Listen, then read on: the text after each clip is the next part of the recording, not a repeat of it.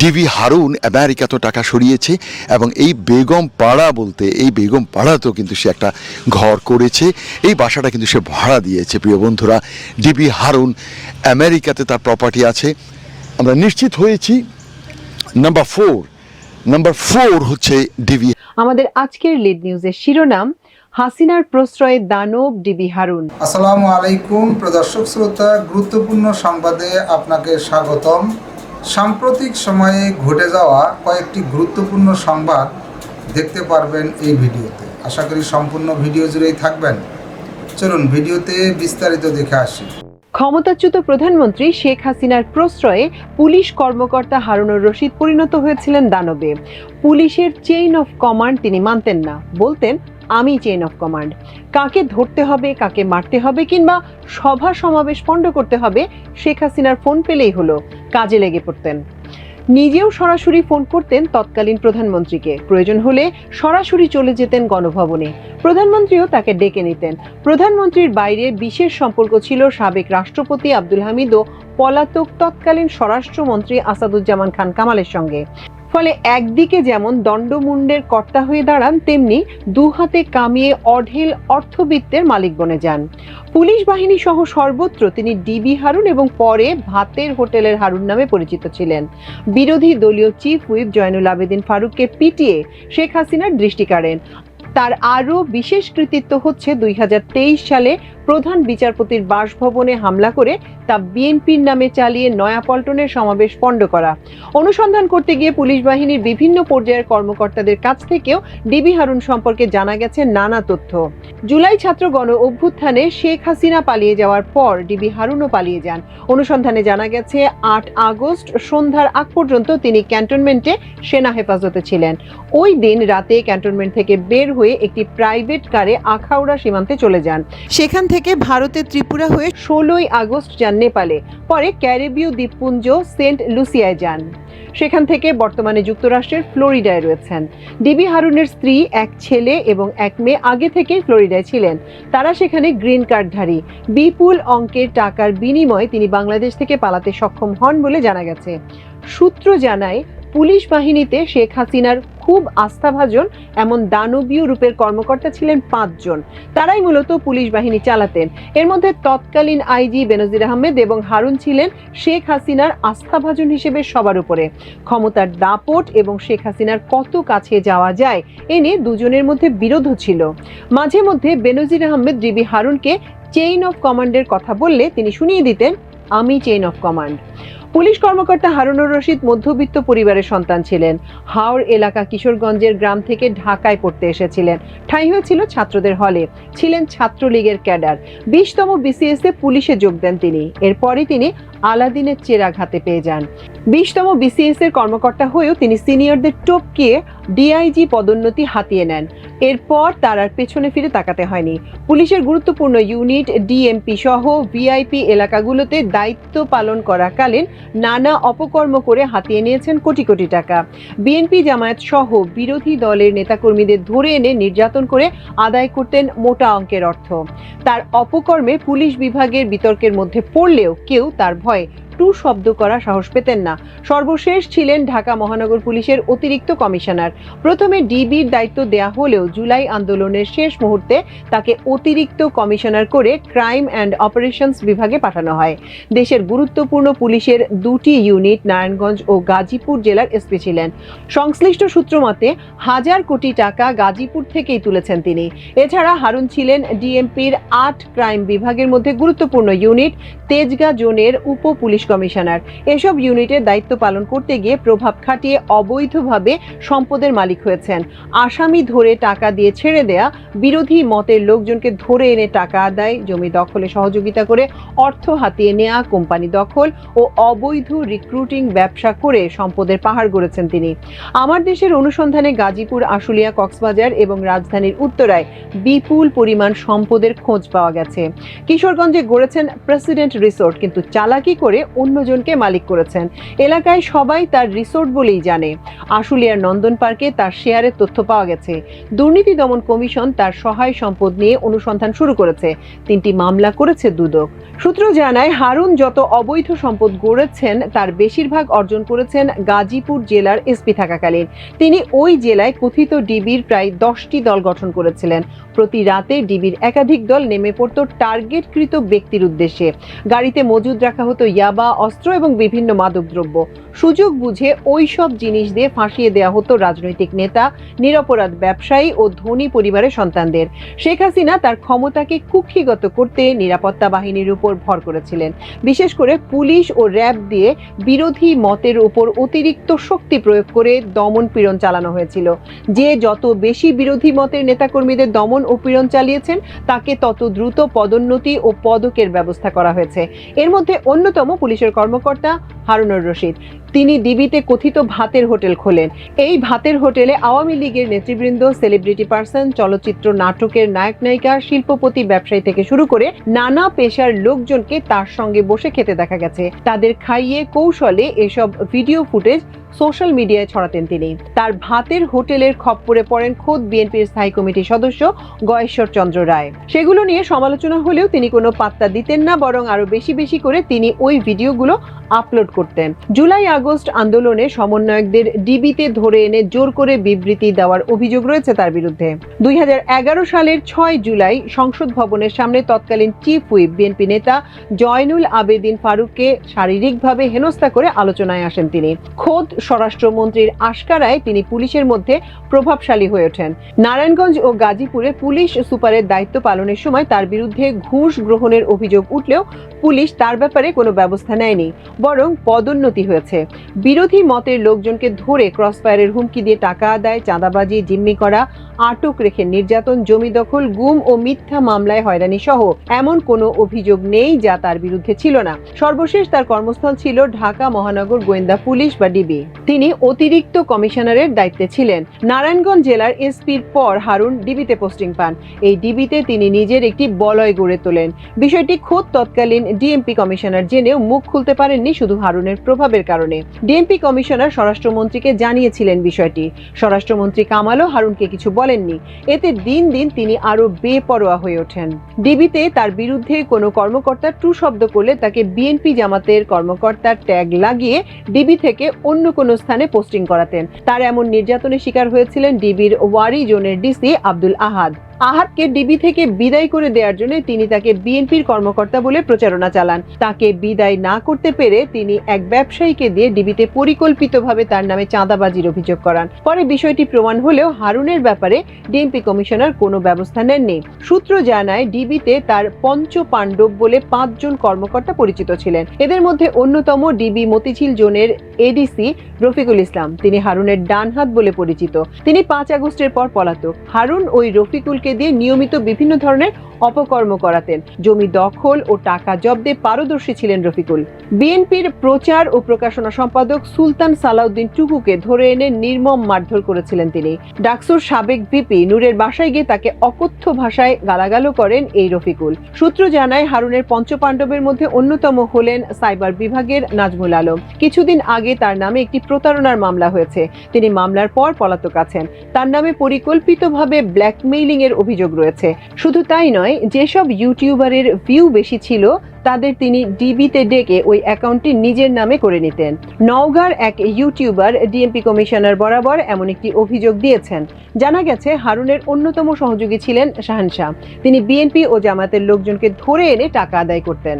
5 আগস্টের পর তিনি জেল হাজতে রয়েছেন। তার নামে ডিএমপি কমিশনারের কাছে 20টিরও বেশি অভিযোগ পড়েছে। সূত্র জানায়, হারুনের অন্যতম সহযোগী ছিলেন 30 ব্যাচের এডিসি মনিরুল ইসলাম। হারুনের টাকা পাচারে তিনি বিভিন্ন মানি এক্সচেঞ্জের সঙ্গে যোগাযোগ করতেন। এছাড়াও মাফিয়া এস আলমের যোগাযোগ ছিল ওই মনিরুলের সঙ্গে। সূত্র জানায়, হারুনের অন্যতম সহযোগী ছিলেন এডিসি আসমা আরা জাহান। তিনি ডিবি মাতা হিসেবে পরিচিত ছিলেন। 1.5 বছর আগে আওয়ামী লীগের নেতা শাহজাদা মহিউদ্দিনের কাছ থেকে হাতিয়ে নেয়া 34 কোটি টাকার ভাগাভাগি নিয়ে নিজেদের মধ্যে দ্বন্দ্বে জড়িয়ে পড়েন হারুন ও আসমা। পরে তৎকালীন ডিএমপি কমিশনার এর সমাধান করে দেন। দর্শক, আমাদের আজকের লিড নিউজের আয়োজন ছিল এই পর্যন্তই। আগামীকাল ইনশাল্লাহ আরেকটি লিড নিউজ নিয়ে আপনাদের সামনে হাজির হব। সে পর্যন্ত আল্লাহ আপনাদের সবাইকে ভালো রাখুন, সুস্থ রাখুন, সমৃদ্ধ রাখুন। এতক্ষণ সঙ্গে থাকার জন্য অশেষ কৃতজ্ঞতা। দেখতে পাচ্ছেন প্রিয় বন্ধুরা, এই যে এখানে এই যে লেক অন্টারিওর পাশে একজন মা আর দুজন তাদের সন্তানকে নিয়ে একজন আওয়ামী নেতাকে কিভাবে গলায় দড়ি লাগিয়ে স্কারব্রো এখানে ঘোরাচ্ছে। আওয়ামী লীগ, এই যে আওয়ামী নেতা, দেখুন কি অবস্থা কানাডার স্কারব্রোতে। দেখতে পাচ্ছেন এই যে আওয়ামী নেতাকে গলায় দড়ি লাগিয়ে এভাবে স্কারব্রোতে ঘোরানো হচ্ছে। এই সেই বেগম পাড়া। এখানে আমার এই বাংলাদেশি তাদেরকে খোঁজার জন্য আমি এখানকার নেইবারহুডদের সাথেও কথা বলেছি এবং তাদের সাথে নিশ্চিত হয়েছি কোন কোন বাড়িটা তার আশেপাশে বাংলাদেশি অরিজিন বা আমার মতো এই চামড়ার লোক। You have to have brain how to manage, how to find out একজন লোক থেকে তার উত্তরটা পেতে হলে সেই টেকনিক, বনি টেকনিক আমি ব্যবহার করেছি। প্রিয় বন্ধুরা, আবার বলে রাখছি, বেগম পাড়া বলতে কোনো সুনির্দিষ্ট কোনো পাড়া নেই। আমি আবার বলছি, আমি আছি লেক অন্টারিওর পাশে স্কারব্রো নামে একটি আবাসিক এলাকাতে। আমার এই যে দেখতে পাচ্ছেন এখানে একজন লোক, তিনি কিন্তু একটা আওয়ামী লীগ নেতাকে কিভাবে গলায় দড়ি লাগিয়ে, এই দেখুন আওয়ামী লীগ নেতাটা এখন কি করছে, দেখুন প্রিয় বন্ধুরা, দেখতে পাচ্ছেন এই আওয়ামী লীগ নেতাকে সে গলায় রশি লাগিয়ে দেখতে পাচ্ছেন কি করছে। আমি আছি টরন্টোর হারবার ফ্রন্ট, কানাডায় আছি। দেখতে পাচ্ছেন আওয়ামী নেতাটা চলে যাচ্ছে। আমার পেছনে কিন্তু এই বাড়িগুলো আছে। এখানকার একটা বাড়ি, কিন্তু এই দুটো বাড়ির যে কোনো একটা বাড়ি, আমি এটা কোনো একটা কারণে সুনির্দিষ্ট করতে পারছি না। প্রিয় বন্ধুরা, কিছু গোপনীয়তার ব্যাপার আছে, আর আমি সেই কারণে বলছি যে দুটো বাড়ির একটা বাড়ি কিন্তু এটাও একজন আমার জন্মদেশী বাংলাদেশি একজন সদ্য প্রাক্তন মন্ত্রীর তার একমাত্র মেয়ে এবং তার একমাত্র ছেলে সহ তার খুবই ইয়াং তার বেগুন নিয়ে থাকছে। This is Boni Amin from Scarborough, lake Ontario, Toronto, Canada. DB Harun America তো টাকা সরিয়েছে এবং এই বেগম পাড়াতেও কিন্তু সে একটা ঘর করেছে। এই বাসাটা কিন্তু সে ভাড়া দিয়েছে। প্রিয় বন্ধুরা, ডিবি হারুন আমেরিকাতে তার প্রপার্টি আছে। আমরা নিশ্চিত হয়েছি নাম্বার 4 হচ্ছে ডিবি হারুনের। কি করে বোঝাই নিজেকে। আচ্ছা, তোমার হবিগঞ্জের একজন তথাকথিত ব্যক্তির নাম উল্লেখ করো যে এখন বিতর্কিত। আমি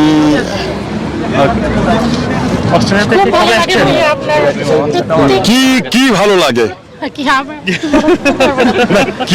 লাগে বনি আমিনের সাথে সেলফি বললে ভালো লাগে, কিন্তু কি ভালো লাগে? আপনার ভিডিও কন্টেন্ট গুলো ভালো লাগে, আমরা রেগুলার দেখি তো সেই জন্য।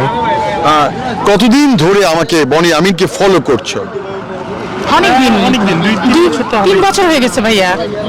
3 বছর, অনেক ভালো লাগলো, থ্যাংক ইউ ভেরি মাচ। আপনাকে আমি অনেকদিন যাবত ফলো করি, প্রায় 3-4 বছর হয়ে গেছে। কথা বলার স্টাইলটা মানে ডিফারেন্ট, এরকম আর কেউ নাই। কিভাবে, কি একটা বলো, কি কথা? আমি কানাডা থেকে বলছি, বনি আদম। এই বনি আদম, শেষ পর্যন্ত আমাকে আদম বানিয়ে দিল। কি যে বলে, হায় আমি কই যাই। প্রিয় বন্ধুরা, আমি বনি আমিন এতক্ষণ আপনাদেরকে ঘুরে টরন্টো শহরের অনেক কিছু দেখিয়েছি। আশা করি আপনাদের ভালো লেগেছে। প্রিয় বন্ধুরা, টরন্টো হচ্ছে কানাডার বাণিজ্যিক রাজধানী এবং অন্টারিও প্রদেশের রাজধানী। This is Boni Amin from Toronto, Ontario, Canada. Thank you. প্রিয় বন্ধুরা, এই ড্যানফোর্থ অ্যাভিনিউতে দেখতে পাচ্ছেন আজকে শেষ দিনে তবুও প্রচুর লোক এই যে সেলফি তুলতে আমি এখানে চলে আসলাম। প্রিয় বন্ধুরা, যাই হোক, আপনারা দেখতে পাচ্ছেন আর হুজুরও ছবি তুলছে। হুজুর কিন্তু কালকে মনে হয় আপনার প্রতিবেশী দেশের জন্মদিবস, সেই জন্য আপনি আনন্দ জন্য প্রস্তুত হচ্ছেন। বিজয় দিবস উদযাপন। আলহামদুলিল্লাহ, আল্লাহ বলেছেন প্রতিবেশীকে ভালোবাসতে হয়। আচ্ছা, Thank you very much. Thank you very much. Thank you. Thank you very much. Thank you very much. Thank you sir Thank you very much. Thank you. Close ওনার মাঝখানে Thank you very much. Thank you. হ্যাঁ হ্যাঁ মাঝখানে হ্যাঁ এদিকে থাকেন হ্যাঁ thank you Thank you very much. পৃথিবীর প্রত্যেকটা মানুষ আপনাকে লাইক করে। আমি জানি না এটা কি গো, এটা কি? আমরা আজকে আমাদের হবিগঞ্জের আমাদের টুর্নামেন্ট, হবিগঞ্জের টুর্নামেন্টে আমরা চ্যাম্পিয়ন হয়েছি। আমাদের 3টা টিম ছিল, তো আমরা চ্যাম্পিয়ন হয়ে মাত্র আসলাম আর কি। আমরা মাত্র আচ্ছা, তোমার হবিগঞ্জের একজন তথাকথিত ব্যক্তির নাম উল্লেখ করো যে এখন বিতর্কিত। ব্যারিস্টার চুম্বন ও ব্যারিস্টার চুম্বন, ব্যারিস্টার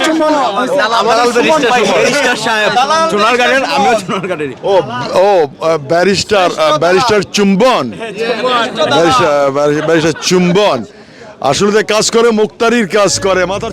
প্রিয় বন্ধুরা, এটাই হচ্ছে কানাডার টরন্টো শহরের সেই বিখ্যাত বাংলাদেশি পাড়া ড্যানফোর্থ অ্যাভিনিউ রাস্তা।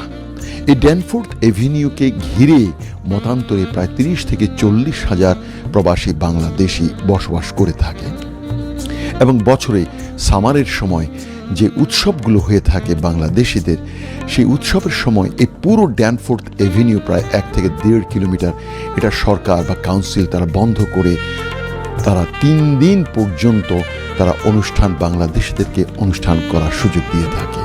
প্রিয় বন্ধুরা, কানাডিয়ান সরকার এই বছর 2024-এ এই আগস্ট অবধি প্রায় মতান্তরে 50,000 ভিজিটর ভিসা ইস্যু করেছে। তারা সকলে এখানে এসেছে, প্রচুর টাকা খরচ করে তারা এখানে এসেছে। আমি অনেকের সাথে অফ দ্য রেকর্ড কথা বলেছি এবং জেনেছি তারা এখনও অনেকে কাজ পায়নি, বেকার আছে। আপনি কানাডাতে যদি লক্ষ লক্ষ টাকা খরচ করে আসেন, তবে দ্বিতীয়বার ভেবে দেখবেন যে আদৌ আপনি এই টাকা, এতগুলো টাকা খরচ করে আপনার এখানে আসলে আসা ঠিক হবে কিনা। প্রিয় বন্ধুরা, আমি আবার বলছি, আমি আছি বাংলাদেশিদের জন্য সে বিখ্যাত স্থান ড্যানফোর্থ অ্যাভিনিউ, টরন্টো, কানাডা। চলুন আমি হেঁটে হেঁটে আপনাদেরকে আরও কিছু দেখাই। Thank you. তো আমার 2018 সালে যে গানটি রিলিজ হয়েছিল, গানটি মিউজিক করেছিল শামীম আশিক ভাই এবং গানটি লিখেছিল ইবু ভাই। তো ওই গানটা শিল্পী ছিলাম আমি এবং এটা 2018 সালে জি সিরিজ থেকে বেরিয়েছিল। আচ্ছা, গানটি একটু গাচ্ছি। কি করে বোঝাই নিজেকে, ডুবে থাকে মন তোমার মাঝে, কাটতে চায় না এমন ঘোর, ডুবে থাকে এমন তোমার মাঝে, রাত রাতে দিন দিন করে যাচ্ছে চলে যাক, তোমার ভাবনাগুলো বাবায় খুঁজে পাক, কি করে বোঝাই নিজেকে, ডুবে থাকে মন তোমার মাঝে। Thank you. অপূর্ব গিয়েছে, অপূর্ব গিয়ে। দর্শক শ্রোতা, ঘটনার পরিপ্রেক্ষিতে ঘটনা ঘটে যাবে, এটাই বাস্তব। সময় যাবে, দিন পাল্টাবে, নতুন নতুন সংবাদ আসবেই। বাংলাদেশ আর ভালো হবে না, বাংলাদেশের ভালো হওয়া শেষ। ক্ষমতা যারাই পায় তারা টাকার লোভে মোহে সব কিছু ভুলে যায়, সততার দিকটা তারা বেখেয়াল হয়ে পড়ে। এটি মনে হচ্ছে বর্তমানের পরিস্থিতি দেখে। এ বিষয়ে আপনার মন্তব্য থাকলে লিখতে পারেন কমেন্ট বক্সে।